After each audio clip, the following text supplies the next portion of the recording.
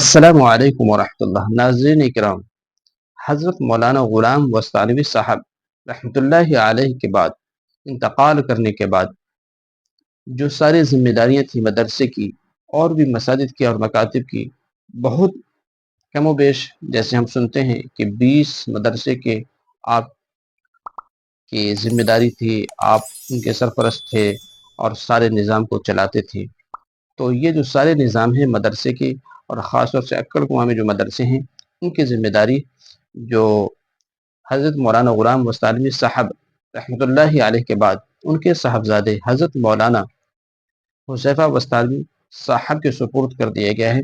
آپ اس ویڈیو کے اندر بھی دیکھ سکتے ہیں جو ان کے سر پر پگڑی باندھی جا رہی ہے اور صحرا باندھا جا رہا ہے، اور یہ سمجھیے تاج ان کے سروں پر رکھا جا رہا ہے۔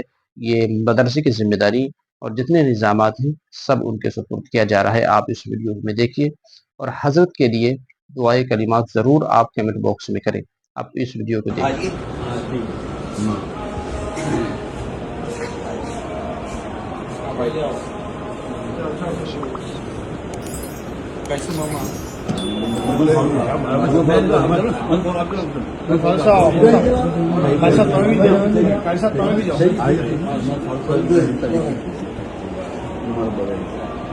بھائی اور دوستو، آپ نے ویڈیو کے اندر بالکل ترتیب سے آپ لوگوں نے دیکھا ہے کہ حضرت کے سروں پر پگڑی اور یہ تاج باندھا گیا۔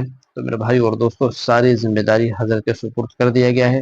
آپ دعا کریں حضرت کی عمر میں برکت عطا فرمائے، اور جس طریقے سے ان کے والد محترم نے یہ کام کو انجام دیا اور اللہ نے ان سے کام لیا، اسی طریقے سے اللہ تبارک و تعالیٰ ان سے بھی کام لے اور اسی طریقے سے کرنے کی مزید اللہ تبارک و تعالیٰ توفیق عطا فرمائے۔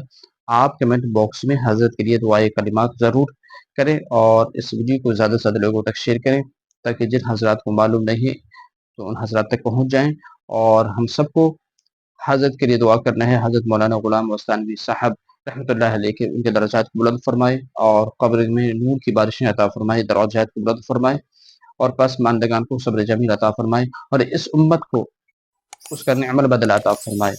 اللہ تبارک و تعالی ہم سب کو نیک عمل کرنے کی توفیق عطا فرمائے۔ السلام علیکم ورحمۃ اللہ وبرکاتہ۔